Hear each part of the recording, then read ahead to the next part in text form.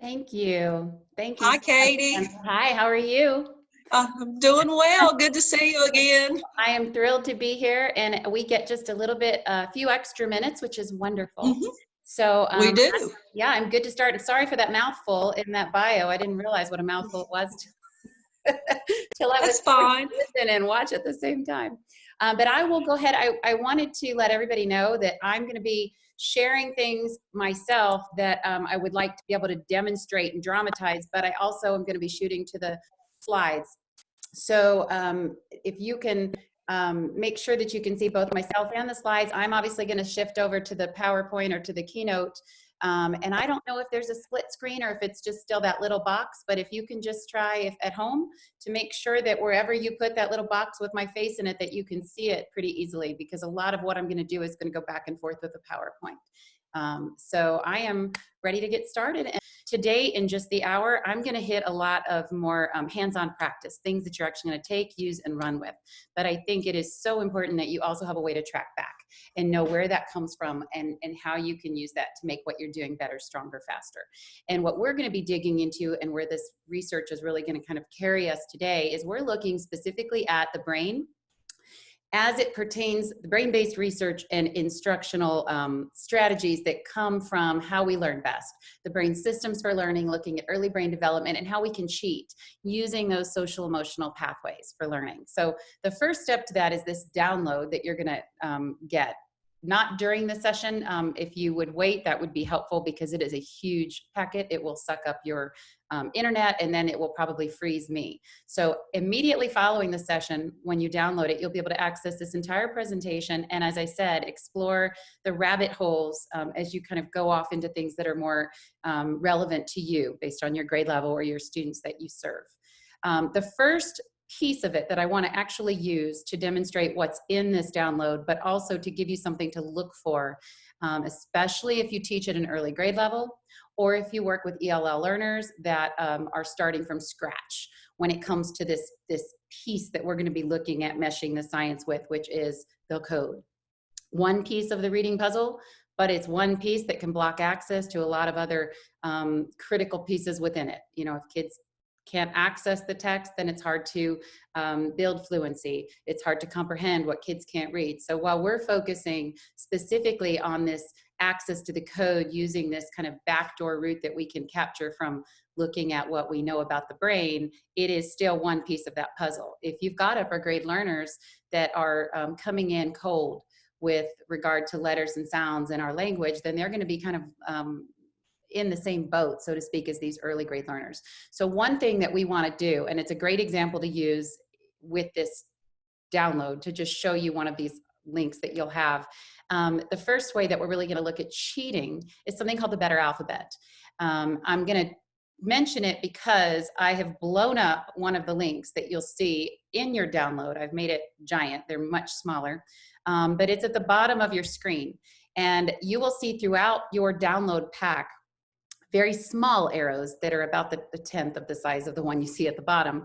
And they do something similar to the one I'm going to tell you about right now, again, for early grade teachers or those working with ELL kids who really struggle with the code from the ground up. The Better Alphabet is the first kind of opportunity that we're going to take to fast track learning using some other areas that we can target to capture the information. And this particular piece is body intelligence, muscle memory. That is the easiest route to capture quickly the most base piece of the code, which again, those individual letters and sounds. We'll talk a little bit about that at the very end, but for right now, that is a critical piece that to really stay with me for where we're gonna go throughout the course of this hour, you're gonna need to have your head kind of wrapped around to know it's taken care of. So as we're going to be talking more about the code in terms of what letters do when they come together, early grade teachers often just pull their hair out trying to get kids to know their individual letters and sounds. And that can take up a whole year. And it can't, because there's so little you can do with those bits and pieces of this puzzle. So fast tracking it using body intelligence, specifically muscle motor memory, that's really an easy way to tap into what's most reliable for those early learners who don't have yet that higher level processing cognitive capability at a reliable level.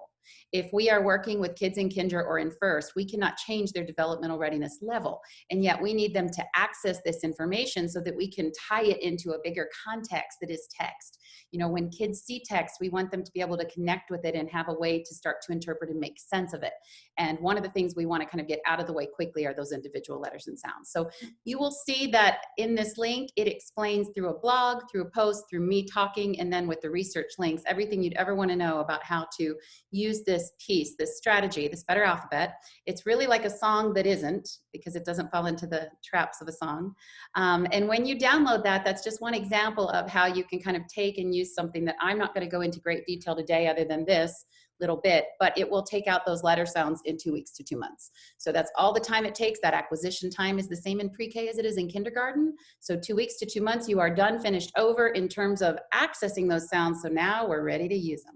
And we'll be using them with where we're headed right now, which is into the bigger puzzle that is this thing called the Phonics Code. I think that was the longest I've ever taken to explain the download. I'm still getting my virtual groove on. In kind of setting the tone or the context for why we're going to be talking about what we're talking about, there is a gap, and you've probably heard a lot about this, and as Heidi also mentioned, sometimes in a polite way and sometimes in a very adversarial way, when it comes to how we teach reading. And obviously that balance is key. It's key because kids are all over the map. That bell curve is such that, you know, our learning styles, obviously there's consistency when we look at brain-based learning, but there's also a need for kids to learn and to know things in different ways and from different angles. But one thing that we can kind of see that's pretty consistent is the gap that does exist between what we do know about the brain and its systems for learning and its developmental areas that are weak versus strong, and where those inherent weaknesses are. What we know about how to get around those areas. There's a lot that we know that we're really not taking advantage of when it comes to how we teach kids to read. And I use that term, how we teach kids to read, obviously very loosely because it spans the gamut. And we know this as teachers. So this gap is where we're going to play, and we're going to play in a realm that is really the social emotional playground, and it's an untapped, unexplored territory, but it can be the best friend of teachers, specifically at the early grades, but also high school teachers. Anyone that's trying to go a little better, stronger, faster when it comes to teaching, especially abstract skill content. So whether that's table of elements in chemistry or whether that is phonics skills, letter sounds, abstract patterns in early grades. This little gap is where we can really power up our teaching.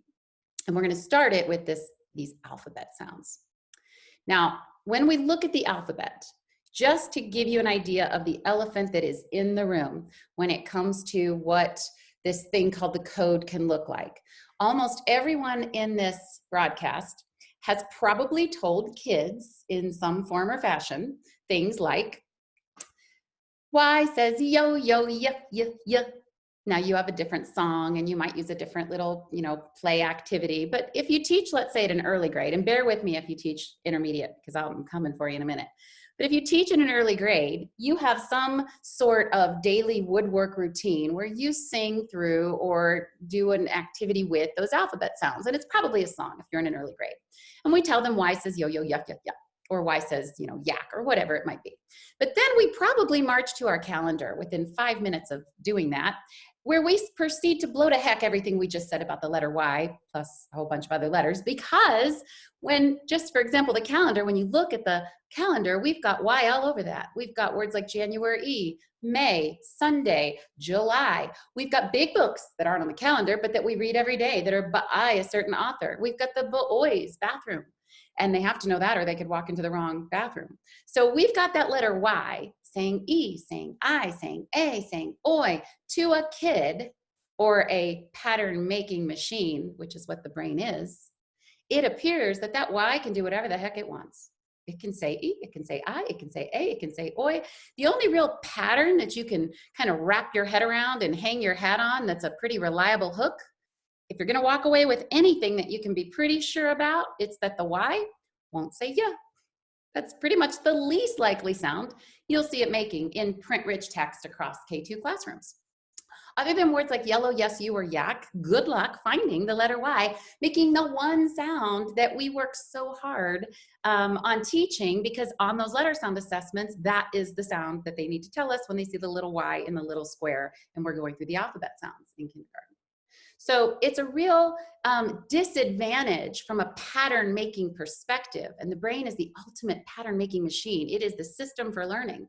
Pattern making, most likely, next most likely, if all else fails. It's a hierarchy of likelihood that drives every decision we make throughout the day. And if that pattern making process is thwarted because we have to start with the least likely successful patterns at the earliest grade levels, that's a real issue. It forces teachers to unreinforce what they're trying to teach all day long. You know, letters are like kids. They behave beautifully when they can't get a hold of each other. So when they're up on your wall, your little alphabet train, they do just what they should. Because they're separated by like 3 inches from one another. The problems arise when they get together, because just like kids, when letters get together, entirely different behaviors emerge. And that is what text is. Text isn't letters in isolation. Text, the text that we engage learners with every day, whether it be the math directions or their story time, or writing the story that they want to tell, or even reading the lunchroom menu. Those are letters coming together. And the least likely sounds they're going to make are the ones they make by themselves. And yet that is where we start. That is where we spend the bulk of kindergarten and even the bulk of first grade, really kind of honing and reinforcing. Now the letter T I just threw up there, but that's an easy one as well. We tell kids, T says turtle, t-t-t. And then we open any book, look at any page, look at any line on any page, and we will see the T there, all right? Except it won't be saying t.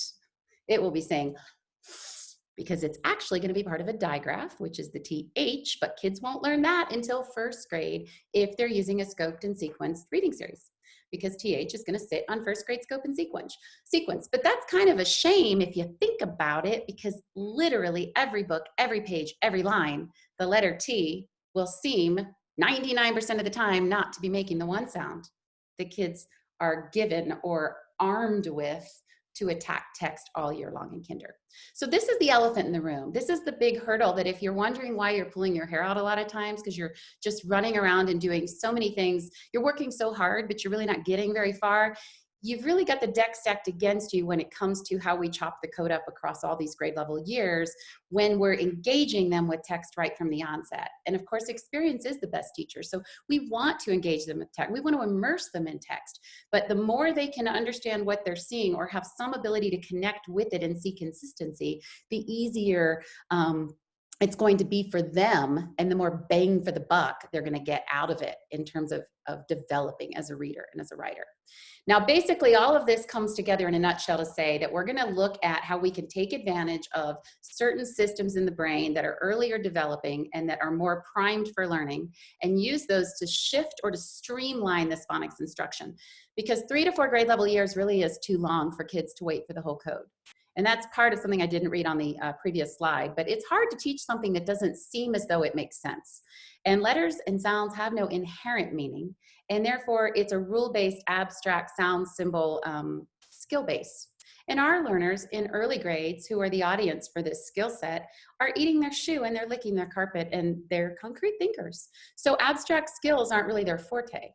And yet they are the direct audience that this is delivered to. So we're going to shift this. We're going to move from this more brain antagonistic body of skill content, and we're going to look to see how we can better align it with the brain system for learning, so that we don't have to spread it across 3 to 4 grade level years before the puzzle kind of comes together to take shape and kids understand how it all fits together. That's really the powerful piece there. Now I'm going to demonstrate this for you. If you've ever seen me in session, then I typically go to this because it's just a great door to go through to really make this point clear and shift the perspective or the paradigm that most of us are coming from when we teach in the classroom and we follow our little kind of corner of the sky curriculum. So I like to use this example because everybody does the calendar. And if you do the calendar, you know, it's usually at the beginning of the year, it's August, and it's very likely that a little kid might try to sound this word out and go, August. That would be a normal progression of sounding out those letters if you know your letter sounds. Now, you know, when that doesn't quite work and you say something like, wow, you know, good guess. I love the way you just tried to attack that word. That was awesome. No, the word's actually August, honey, but way to go, you know, trying to figure that word out because they really did a great job. If that learner is letting the brain lead their thinking, and if you see this a lot with kids who don't yet know, it just is, it just does, you just have to remember, they're used to kind of asking why and getting good answers. You'll see this a lot with gifted kids specifically.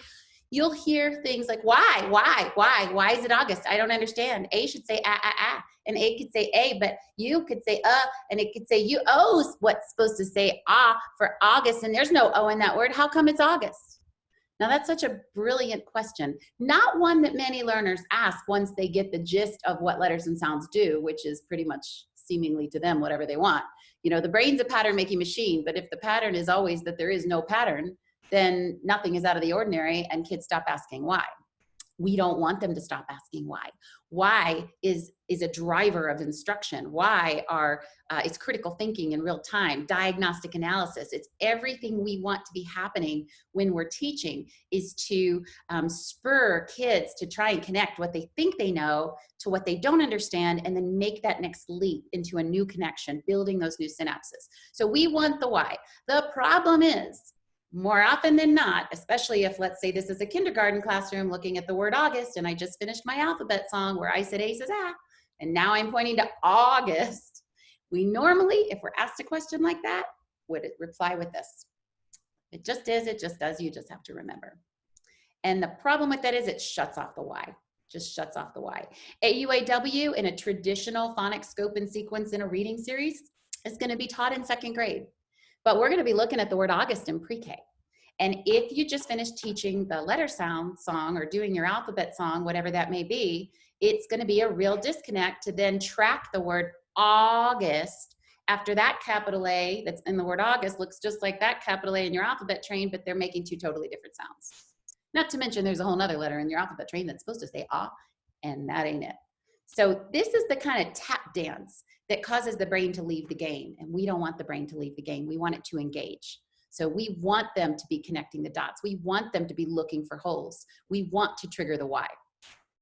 Now, one thing that we know that will automatically trigger a need to know, and there's some different ways to cheat. I'm going to show you some, and then you're going to find more in the links that are embedded throughout this. But one thing that's the easiest, and probably you do it already, but because you maybe don't know why, what's happening in terms of, you know, like I said at the beginning, why we're doing what we're doing. So if we understand the research behind it, you can really power it up and take it further. We talk about secrets, and we know that secrets make things important to kids, but it's not really just that simple. Secrets trigger a need to know, not just in kids, but in us too, because we're all a little nosy and everybody wants what they can't have. And like, I don't know about you, but I'm dying for like dinner out at a restaurant. And on a normal night, I'd be too tired to probably go out and get dinner, you know, in the middle of the week. But because I can't have it, oh boy, do I want it. So anything that we're not able to have just amps up our desire to get it. Secrets by definition are something you're not supposed to have, which means everybody wants it. So one way to take abstract, random, and completely meaningless skill content like letter symbols with sound patterns is to transform them into a secret. So if there are grown-up secret reasons why letters do what they do and they don't do what they should, well, we've got captive attention even from kids who don't know what a letter even is. And that's fine because of what we're going to do next. So it's okay that they don't even know what we're talking about. I just want to have a way to spark that heightened state of alert, that attention. So now that I've got their attention, I want to tell you one more thing about a secret. The reason that this is so effective, and this again is just one way to cheat and to get attention where we really haven't earned it yet. Secrets not only make things important to kids, but anytime you are engaging learners with a need to know, whether it's through a secret, whether it's through an actual academic interest or curiosity, it doesn't really matter for this purpose what it was that is triggering their attention. The point is, because they have this attention now, their heightened state of alert is engaged, their pulse rate slightly higher, their adrenaline is at a higher, more elevated rate than it was at resting kind of indifference mode. So the awareness level that you're able to prompt whenever you can create or prompt this need to know, whether it's through secrets or some other ways I'll show you, actually marks the information that you're going to be tossing out, and it prioritizes it for learning in the brain. Now, what's really fascinating about that is they don't have to have an academic awareness in order to get this higher level of priority for the information. We have to toss out something that's going to make sense, which I'll show you on the next slide, because otherwise, if we get their attention and then we can't connect anything they understand to what we say, it's a lost effort. But the ability to trigger learning in such a way that what we're going to say is going to stick better, stick stronger, and be prioritized at a higher level than just the random talking that we might do that they have no interest in. That is key. Mary Helen Immordino Yang is a neuroscientist whose thrust of work is revolving or she actually has a broad base of work, but one of the areas that she's most focused with and that I find most fascinating, and it goes directly to this, is on social and emotional learning, specifically to connect meaningful relationships to otherwise completely abstract skill content, thus marking it for memory and prioritize learning in the brain. So as we move a little bit further, I'm going to draw back to that connection, but this is really something that's a pretty powerful force if you can put this catcher's mitt in place before you toss out information. The alternative is you toss out something that nobody asked for, nobody wants, and nobody cares, and it goes right over their head. You might get lucky. It's like throwing a ball, to left field. You might get lucky and hit someone on the back, but if there's no catcher's mitt in place, the odds that they're going to actually catch what you're throwing and have a place to put it so that they can get back to it again are slim to none. So you always want to make sure there's somebody ready to grab what you're about ready to toss out. That's key. And one way to do that is a secret. And there are some other really fun ways as well, which we'll talk about. Now, the secret when it comes to the word August is that there are 2 letters, guys, in this word that are in love. And I don't mean a little bit in love. I mean, these guys have a huge crush on each other. And they're A and U. Now, actually, they're not the only 2 letters that are in love. A and W are in love too, but they're not in this word. But anytime these letters have to stand like right up against each other in a word, side by side, they get so embarrassed that they always put their heads down and they go, ah, ah. Now you can't see what I'm doing with my body, but I'm using an extreme body gesture. My hands are kind of pulled to the side. Think like cartoon character batting eyes, old-fashioned hearts coming out. It's that kind of over-dramatized movement along with this sound that has pitch inflection and variation. All these things are also critical to triggering a need to know, because kids, when they hear a strange vocal inflection or an extreme body gesture, that catches their eye, it catches their attention, it causes them to tune back in. And then what you're talking about is something they can all relate to, being in love and having a crush on each other and feeling embarrassed. Ah. Now, even if they don't know what an A is, or if they don't know a letter from a number from a squirrel, that's okay. Because right now, we're not talking about that. We're looking at the bigger picture, which is a social and emotional tie or connection. Now, anything I'm showing, again, you're going to have access to download. So what I'm holding up, you'll be able to get as well. Now, thinking about what I just said, that means we can take that and tell the kids, like a key, we can tell the kids, look, guys, look, like in this word, look, August, or look over here, look at this word, awful, look at this word, awesome, look at his name tag, look, Austin, look at all the words that have this grown-up reading and writing secret. Now, if we didn't know this grown-up secret, we'd think this word's August, or we think this word's awful, or you might even try to read his name tag is Austin. But see, now you know the grown-up reading and writing secret. Now, what that lets Johnny do is take a nice big brain burp.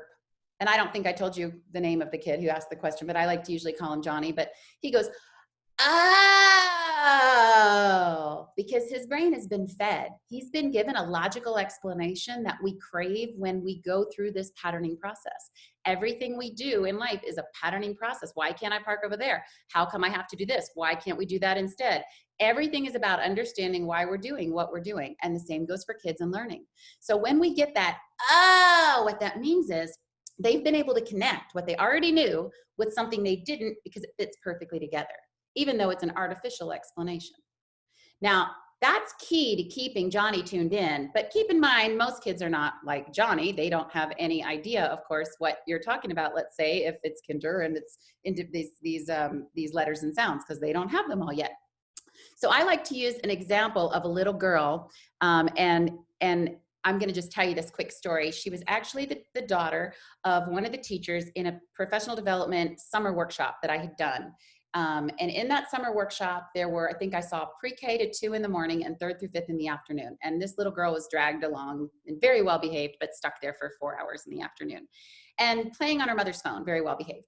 Now, she only looked up one time during the whole time that I was talking, and that was when I was saying that these letters were in love, and they went, ah, and she looked up from her mom's phone like this. And then she looked at me, and she kind of looked me up and down, and then after about 5.5 seconds, after she studied me closely, she went back and played with her mother's phone. Now, the reason that she looked up at me is she had a need to know.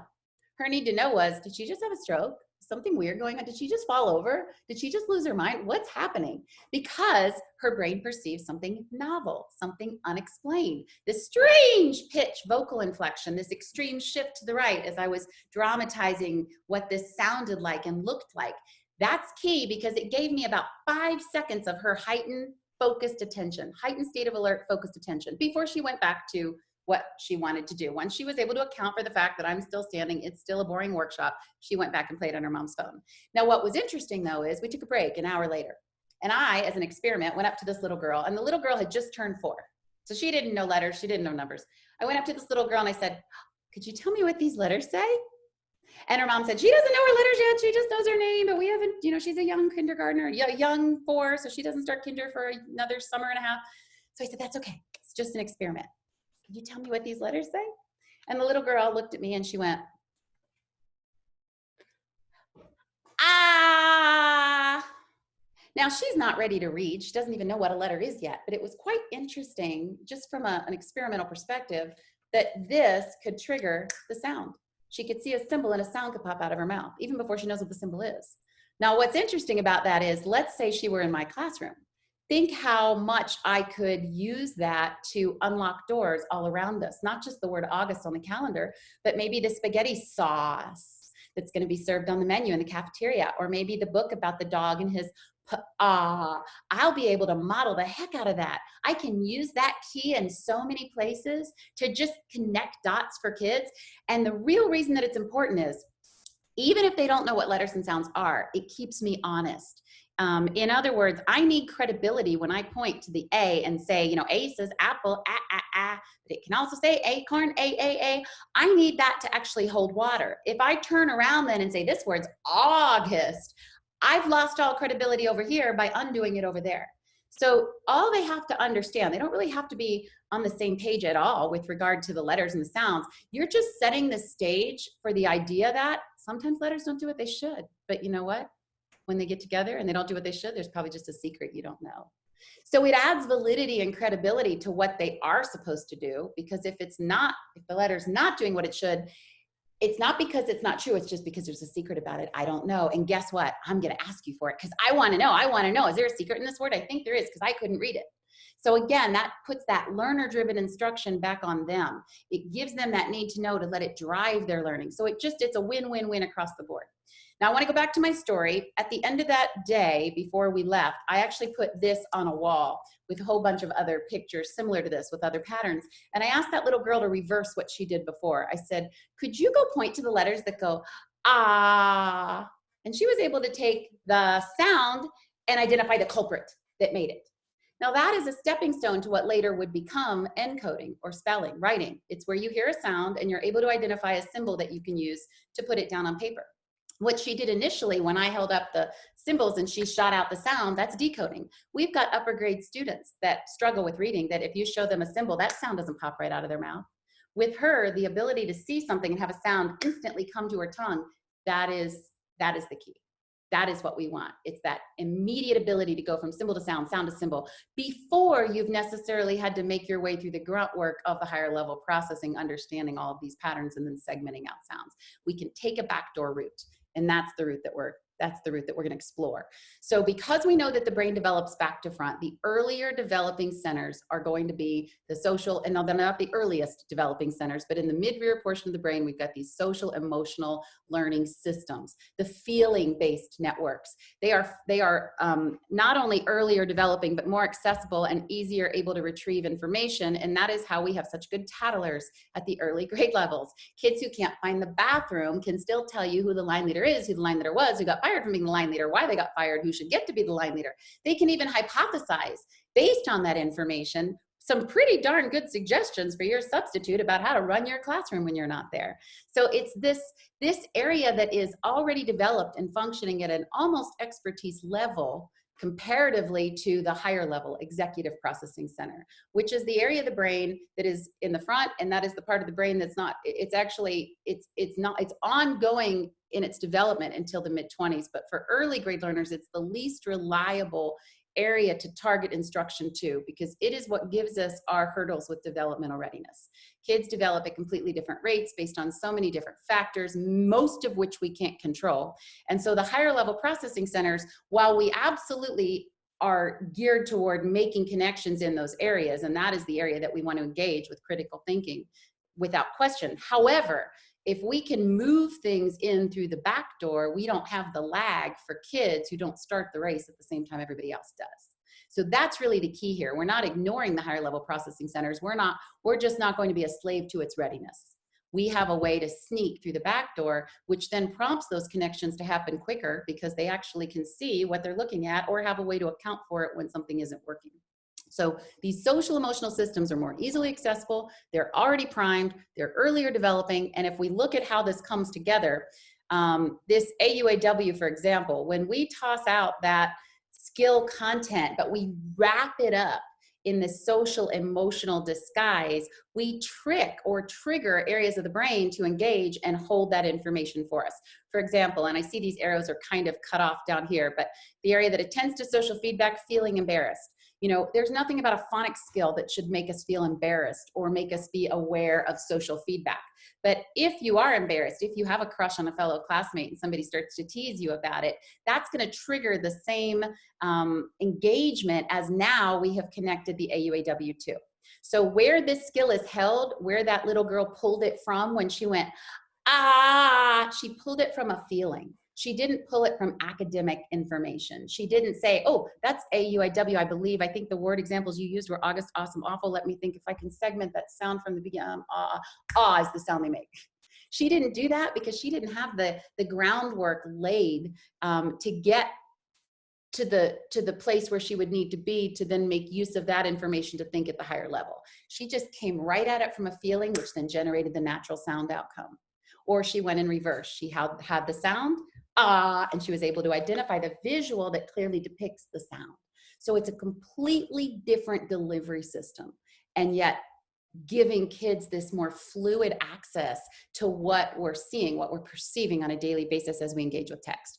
And when we look at how we can take advantage of paired associate memory, cognitive processing, all of these areas that are inherently weak in early grade learners, who again are the audience that we're teaching to, or if you work in upper grades, kids that have learning delays or glitches or language processing disorders or ELL learners, anywhere there are holes, you've got less functionality in your ability to go from A to B to C to D in an organized way.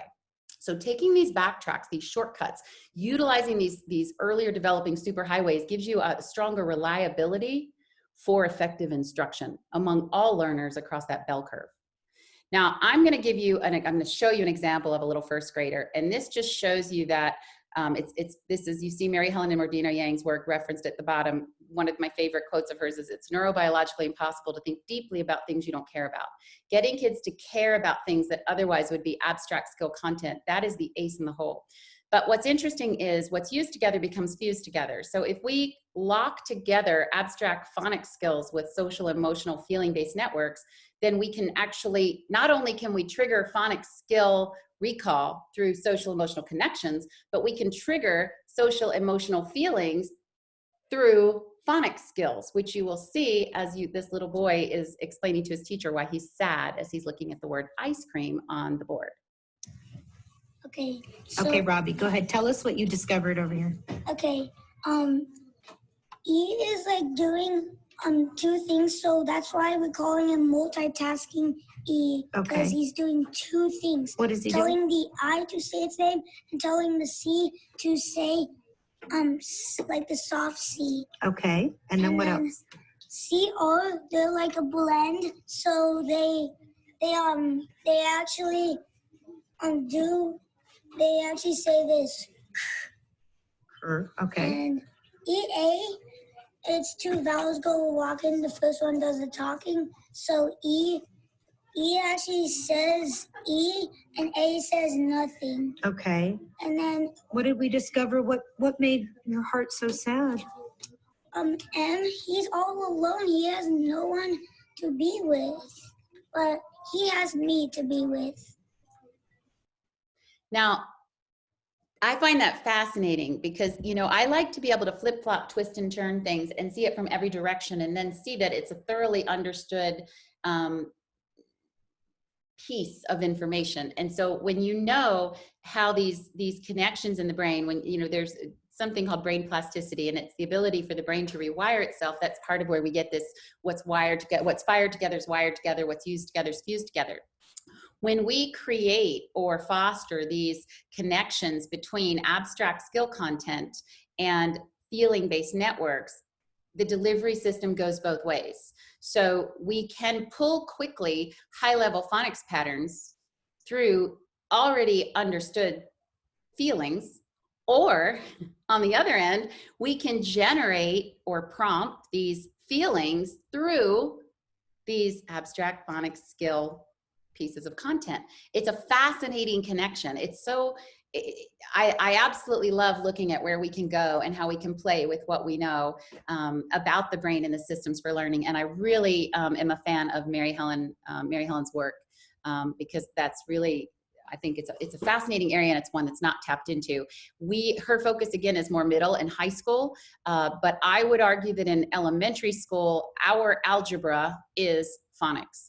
Our table of elements is phonics. So, and we are in an even worse boat than middle and high school because of the developmental readiness, concrete thinking nature of our learners that still have an equally abstract task to perform when it comes to these brand new letters, symbols, sounds, and then phonics patterns. So I think its most powerful use is with us at the earliest grade levels to really maximize access to the code. Now, having said that, imagine this as an alternative to your workbook page, I don't know, 46 in second grade or end of first on R-controlled vowels, because this is typically when this particular phonics skill, if that were how it were taught, would be introduced. ER, IR, and UR love to go riding in cars, but they are terrible, awful, horrible, no good drivers. They don't even have driver's licenses, and they always have to slam on their brakes and say,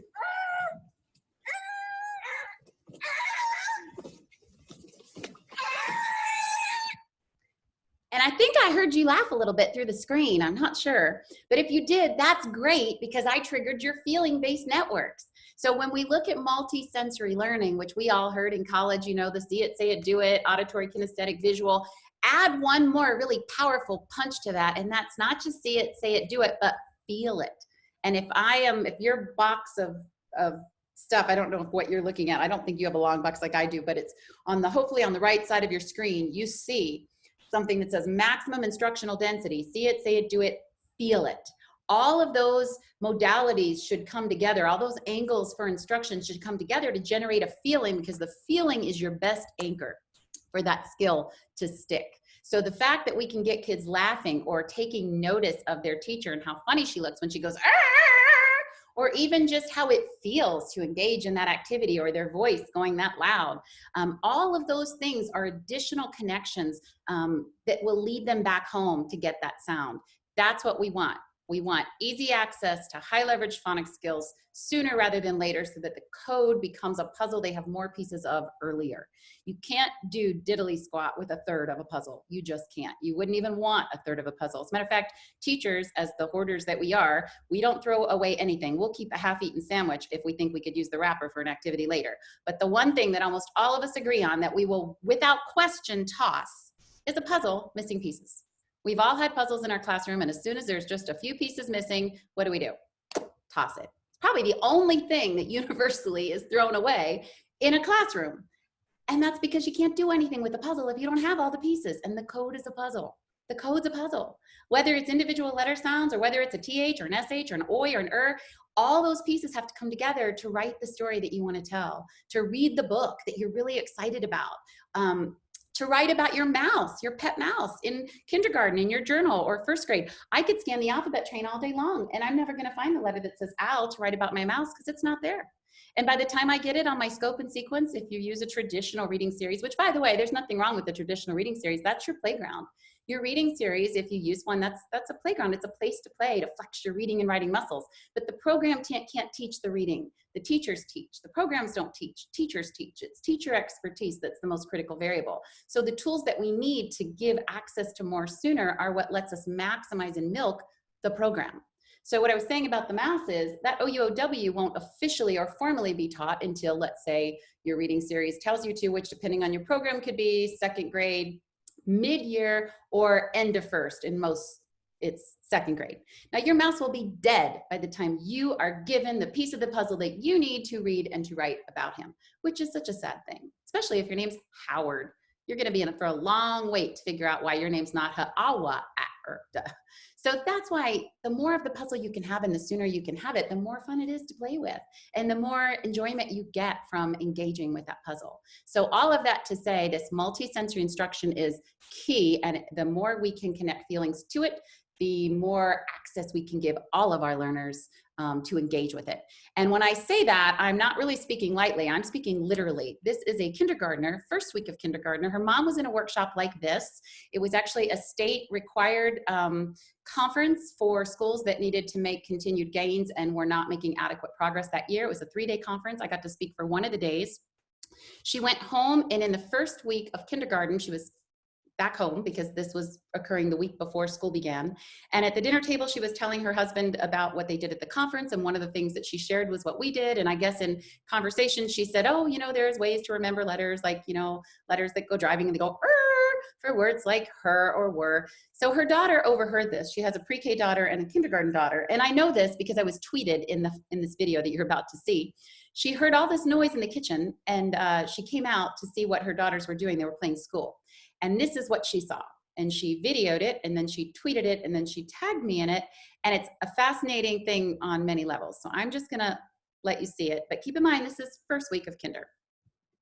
Hi kids, do you want to know about the secrets about these? So E-R-I-R-U-R. When they get together, they hop in their cars, they drive crazy, and they say, yeah. So what they do, driving their cars crazy. But when you grow up, you don't do that. Okay? I love that public service announcement that she threw in the end. But when you grow up, you don't do that. Now, is she talking about the R-controlled vowel skill, or is she talking about driving a car safely and with responsibility so that you don't get in an accident or hurt anybody? She's talking about the latter. It's just they're glued together now. So this is where things get really interesting. We can see where this lives in her brain by listening to what she threw in there at the end, which is when you grow up, you don't do that. She has a depth of knowledge when it comes to driving safely in a car. Obviously, she's been privy to a few lectures. I don't know if she has an older brother or if dad's a little heavy on the accelerator. I'm not sure, but she's got a lot of anchors rooting in this understanding of the responsibility you have as a driver. Now we've just hijacked all of those anchors to hold in place deeply this otherwise random phonics skill. So why build a new road if we can travel or track this content on an already existing social emotional superhighway? And it's already there, it's already built. These connections are already known. So the learning curve has already happened. And the use it or lose it formula that typically we have to enact in order to really drive a skill home, it's already been used. So we've already got it, which means now our use it and lose it can take the form of let's use it to write. Let's use it to read. Let's use it to see what's going on in our calendar or figure out the word her. Like, let's use this thing. Let's not go through repetitious skill practice and then forget why we taught it because now we forgot what the word was we were trying to write. Now, I would argue that little girl taught it better than the teachers you saw on the other slide. And that to me is a pretty powerful punch, because she's never been to teacher school, and yet I think our kids would love to watch her to learn that sound or that skill. The sad part is she's not supposed to get that. She's not supposed to get that this year. She's not supposed to get that next year. Some reading series hold off our controlled vowels until 2nd grade. That's an awful long time to wait for something she can do in the very first week of kindergarten. And when I say do, I don't mean she's ready to read with it, because I don't know if she knows the h sound for H to read, let's say, the word her. She might see the word her and just go, ah! But only when she has the individual letter sounds will that power up to make an actual word that she can then say, hey, I just read that word. That word's her, I just read that word. It takes two to tango. She needs the individual letter sounds, and she needs to know what letters do when they come together. Let's say all she knew was the individual letter sounds. Let's say she didn't know about the she just knew the h sound. Well, the word her would be h-era. Can't read that either. So it takes both. It takes the whole puzzle to make a meaningful picture. So that's where you don't have to worry so much about being linear with your instruction if it can be fluid and feed into what's actually going on. And I don't mean incidental learning where you're willy-nilly. I mean, you're not missing a teachable moment. You're taking advantage of giving kids keys that they need to unlock the doors that you're going to be going through on a regular basis. We are going to be looking at the word her in kindergarten, and turn, and bird, and were. These are words that if we don't have a way to crack, guess what? They get added to our sight word list. And do you know how many words are on some of those sight word lists for different states? I was in a state before the whole lockdown and my grounding occurred. This state had 300 sight words that kids had to master before they could move on from 1st grade into 2nd.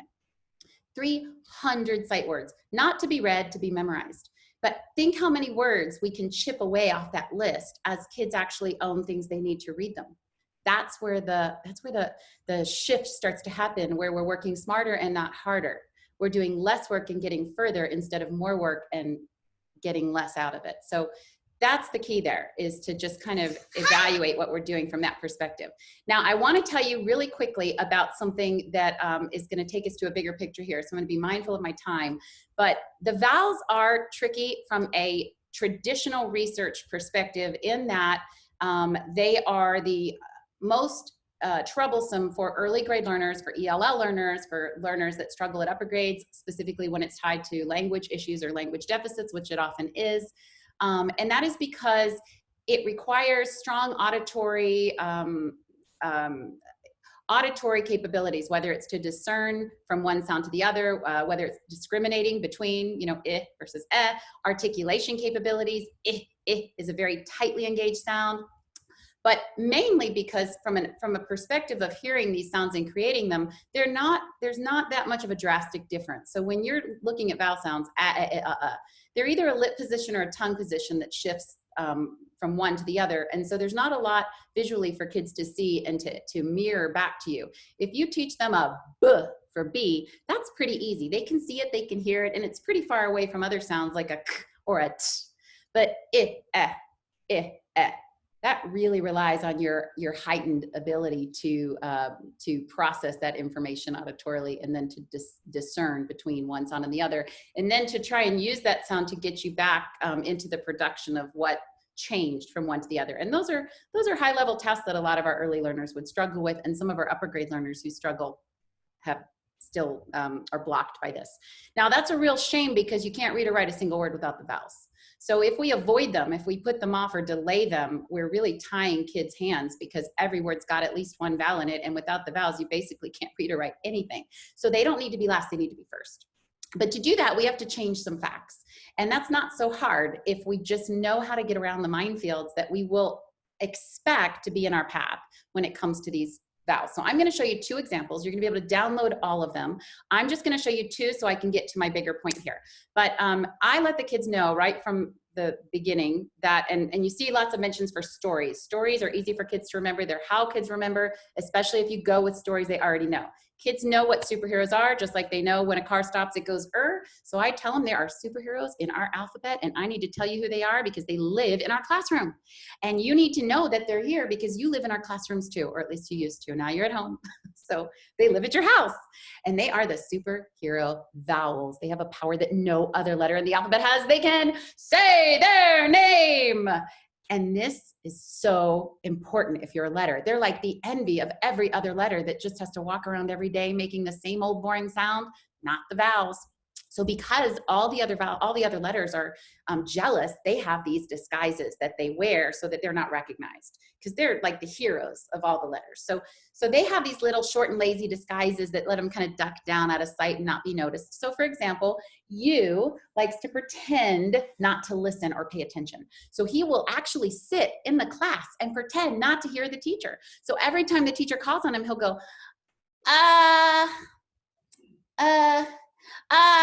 and that's his short and lazy disguise. And when he makes it, no one suspects who he really is, which is superhero U. E will stick an old lady bun on her head and some big glasses, and she'll go and interrupt people on purpose just to make sure no one suspects that she's superhero E. She'll go, what'd you say? And that's her short and lazy sound. So having these quick dramatic cues that let kids access a sound that otherwise they'd have to try to find through their weakest capabilities is key. So every kid knows what you do when you don't know the answer. But not every kid can find a schwa. Because that's a lack of any tongue or lip position, no mouth engagement, no muscle engagement whatsoever. That's a tricky sound because it's a lack of any actual intention. But every kid can easily go, and it's easy to trigger with this. Everybody knows how to be a little old lady who can't hear. So all we're doing is tying the new skill to the old, already owned, deeply entrenched, already understood social or emotional experience that they've already got. Now, there's a little trick for each of those. You'll be able to see it on your download that will have the same screen and then the links below so that you'll be able to get all of those. But I want to move on to get to a bigger picture.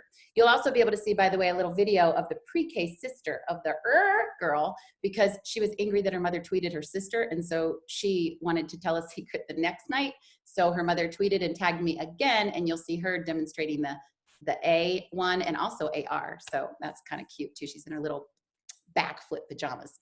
Now I should have showed you these. I'm sorry. These are the ones that I just went through, but this is what I wanted to get to. This is a powerful post.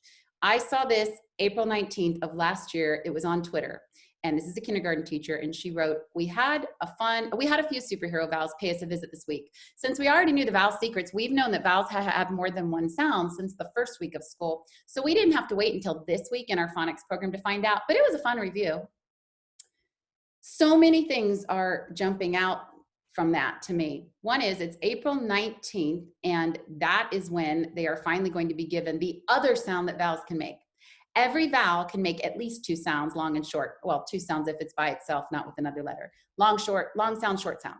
To only give kids one sound that a vowel can make, it is literally like tying one hand behind their back and going from August until April 19th as a reader or as a writer.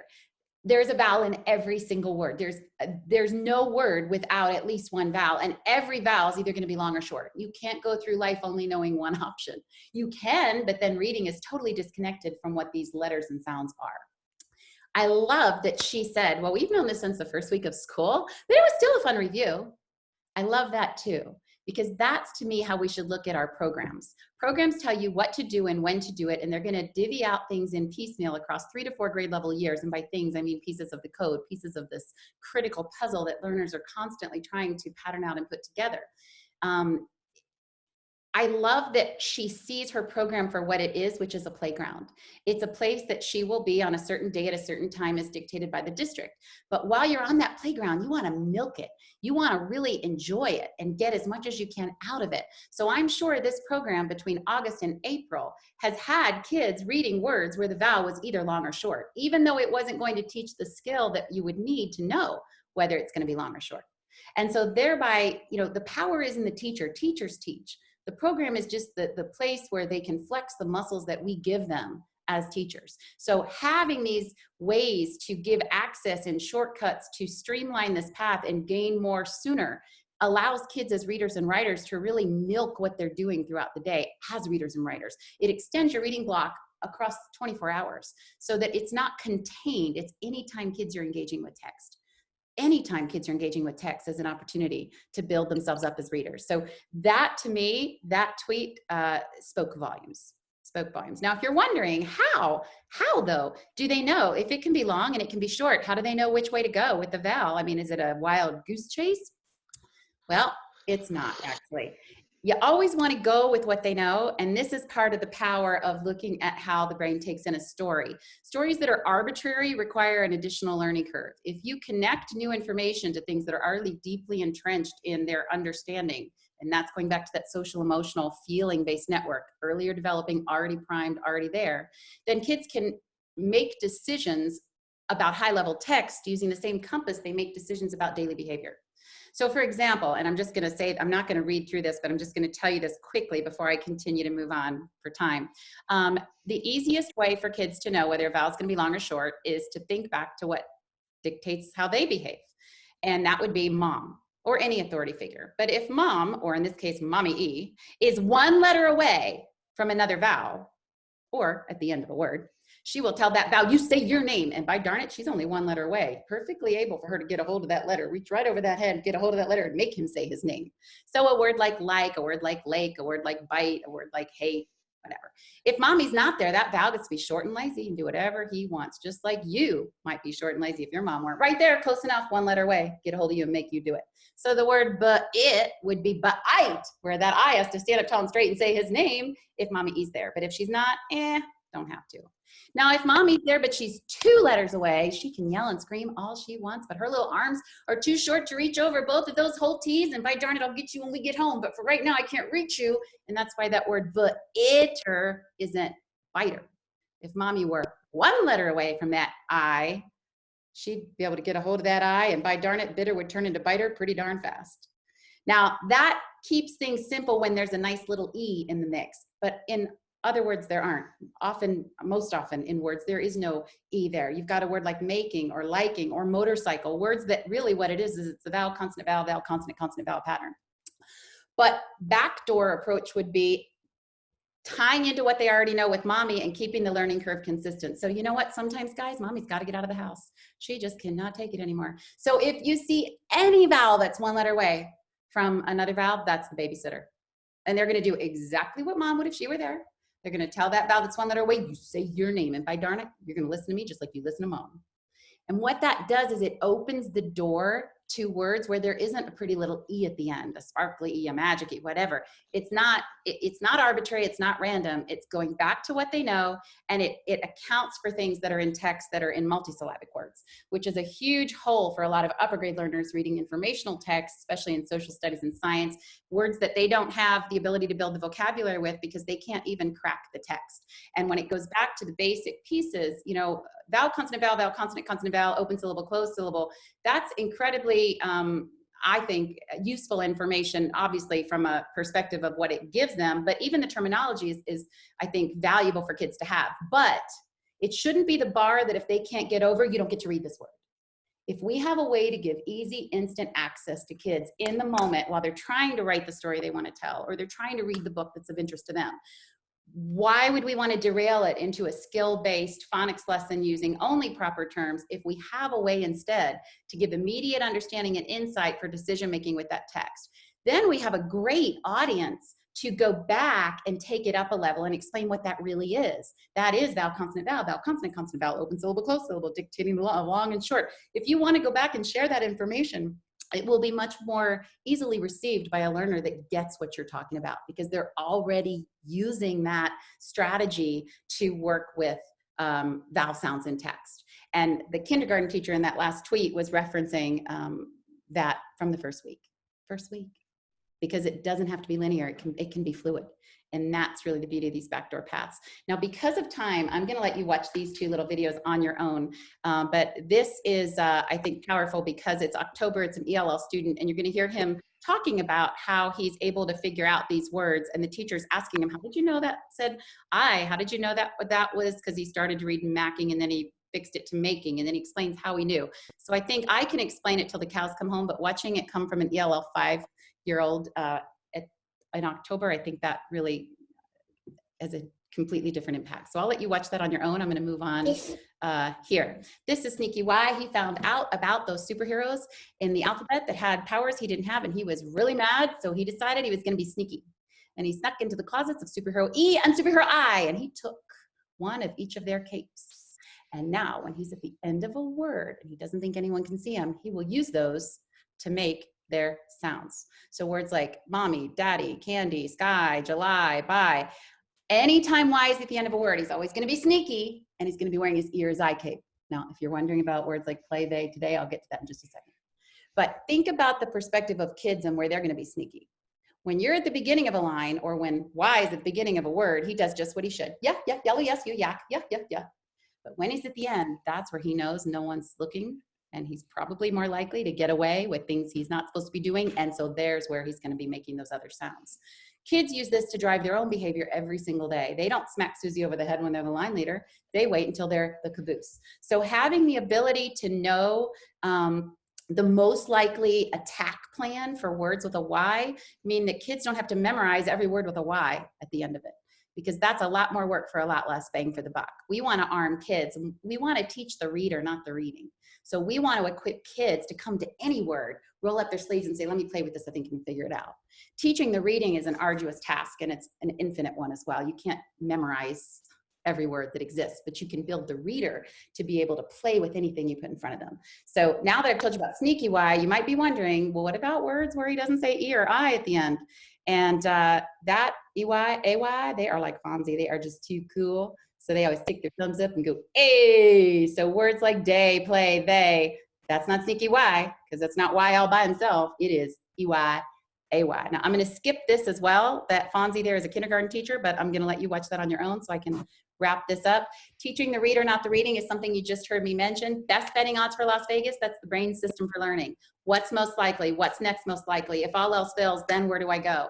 This is the process that we engage with every single day, whether we're making a sandwich or looking for a parking place. This is the way that naturally we want to deal with text. We don't want rule exception, rule exception. We want to be able to think through things with a hierarchy of likelihood. So if we look at this, and this is where I'll kind of wrap, but Stanford University did a study on sight words. And what was really fascinating about this is what their purpose for doing this was to give teachers better guidance on what was worthy for time spent, whether it was better to have kids memorize words or actually decode words, and where did the optimal brain circuitry lie doing either or. And what they had, and I'm summing this up, but you can link to the study in the download and to some other things as well about it, so you can read it specifically for yourself. But the end result was that the optimal brain circuitry occurred when kids were actively decoding. There was virtually no optimal brain circuitry of any sort when kids were just word calling, and they were actually occurring on two different hemispheres, or on separate hemispheres. The right hemisphere was the one that was engaging when kids were word calling, and it's left hemisphere engagement that we actually want for strong readers when we look at where they are engaging as they read. Weaker readers tend to have the engagement on that right side. So it's actually encouraging inappropriate connections to occur when we're doing more memorizing than reading. Now, I'm not saying there aren't words that you would need to memorize, but when the focus of your reading plan is to memorize the text instead of read it, that's a huge disservice. Now, what Stanford missed the boat on is when they kind of ended their recommendation with, so teachers just never have kids memorize words they could just read. Well, that sounds great, except the reason that most teachers are memorizing all of these words is that their kids can't read them in kindergarten and in first grade. Because if you try to, if you look at the list below, the first word would be b-ya. The second word would be s-a-wa, or h-e-ra, or t-a-ra-na. Now, obviously, if all you start with are those individual letters and sounds, those phonics patterns are spread across 3 to 4 grade level year scope and sequences. So teachers in kinder and first aren't memorizing words for fun. They're memorizing words that kids haven't been given the skills yet to read with. But what if they did have a way? What if they did? What if they could look at the word saw and go, ah, because remember the one I showed you at the beginning? Or they could look at the word turn and go to earn, because remember the way I showed you already? Or the word e, and you can see how they might remember the sound. So what if, or what if they had a way to actually access faster the pieces they need to really read the words and not memorize them? Then would we memorize them? If kids actually had a way to read them, would we memorize them? And I would say absolutely not. Why would we? Why would we?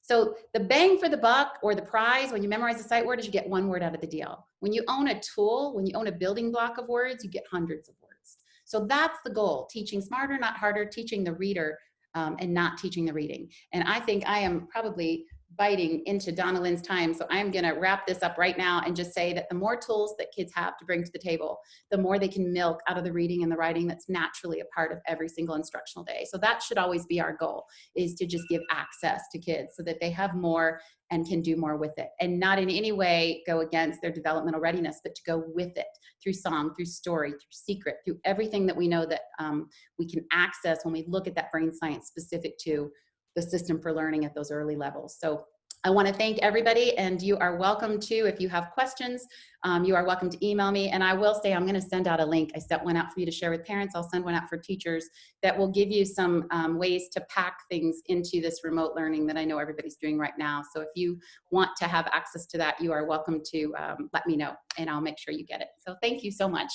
I know. Are you ready to take some questions, Katie? I'm willing to, but I think Okay. I'm already eating into Donna Lynn's time. We're good. We're okay. I'll We'll stay on take a after, couple. too. Okay, and I'll type in afterwards as well. If that's Okay. Will we be able to get copies of your slides from yesterday and today? Yes, I will also, they're already accessible through the, I don't think that, I didn't even tell you that, did I? At the very first slide, there are directions that show you where to download this entire presentation with those embedded links to all of those other pieces. I will though also put those after I leave here on the, I'll forward them to you to go ahead and include with the agenda on the VSRA site. But you can see, if you go to my speaker website, katiegarner.com, click on conferences, and session handout packet download is one of the options that you'll be able to find as well. So they can find it there too. Do you have a feeling connection for each sound? Anytime letters come together and don't do what they should, which basically is the definition of phonics patterns, yes. But there are hierarchies of likelihood, and certain things can be lumped together so that there's no stone left unturned, but you don't have too many cooks in the kitchen, because access is the key. So speeding up what they have to come to text with is kind of the driving force there. So the answer is yes, but streamlined and consolidated when possible. As long as kids can read it, that's the goal. Okay, great. And our third question, when teaching, how do you know when or how often to introduce new letter combinations? That's a really good point. Your program is your playground. That's where you're going to be playing. But I would say, think about it like keys to a door. How do you know which keys to use the most each day? Well, it depends on what doors you've got to get through. So you're going to have certain keys at your immediate disposal on a key ring. Other keys you might keep in the drawer in the basement. So I use the example of the AUAW being in love because August is the first month of school. So that's at least half of the month. I've got at least 15 days that I'm going to look like a big liar every morning if I say A says an A in my song, and then I march over here and track the word August. So that would be a handy key, since I have to unlock that every day. But if something is fleeting and it's not going to be a lot of bang for the buck, absolutely you don't want to derail your lesson to give, to go off over here. But it's being open to feeding the brain that it needs or that it's going to crave to make sense of what we're saying. If we lose our credibility and say things that never actually work, kids start to tune it all out and the brain just leaves the game. And that's where it just is. It just does. You just have to remember, becomes the driving force. We want kids to be the driving force. We want that learner-driven instruction. So they're always hungry to understand why and how and what. So I know that's a lot of an answer, but I promise on every slide, I give you those kinds of details because those are such great questions. And so those are part of those clickable links on each slide so that you can literally in real time, as you're thinking the question, you'll see the links that are going to go right to answering that, either through a vlog, through a post, or through a research piece. Okay, and our final question. I have the superhero capes, but saw the small superhero toy figures on your slides. Do you know where I can purchase them? That's going to be one of the things that is going to be part of this teacher link. I've already made one for parents, and it's an assortment of things that will get parents to wrap their head around kind of what we're trying to do to underscore all the reading and writing at home.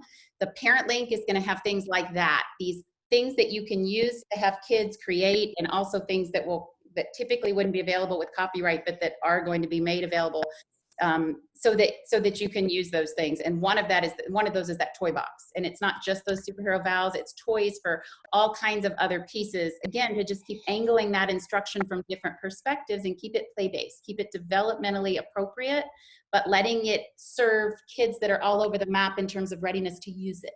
Some kids will just play. Some kids will play and get that it connects to the skill. So I love those toys. There's a whole nother set of them that everybody hasn't even seen yet that'll be part of that link. And this is where you can get that link is you can either contact me or you can download what will be up on the VSRA website, and you'll see the link at the end of the presentation. Great. Thank you so much, Katie. You're We so really welcome. appreciate 2 days. It was wonderful. Thank you. Hi, Donna Lynn. I'm going to stay put because I want to listen to Donna Lynn, but I'll answer any other questions that come in through typing. All right. Thank you. So much. In case you missed them before, please see the following messages from our academic level sponsors, George Mason University and William H. Sadler.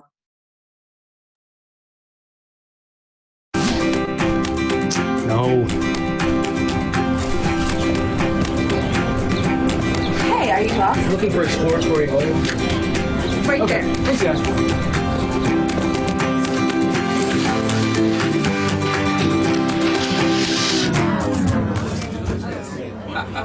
Yes.